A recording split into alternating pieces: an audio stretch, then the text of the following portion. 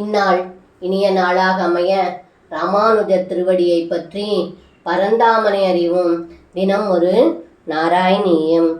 அபாஜிசாகித் விதயம் யதாத்வயா ததைவ தத்கர்ப்பத் தலான்னிரேயுஷாம் மகாத்விஷா யக்ஷயுகேன தக்ஷணாம் தபாஜி கோவிந்த பவானபிஸ்தவை.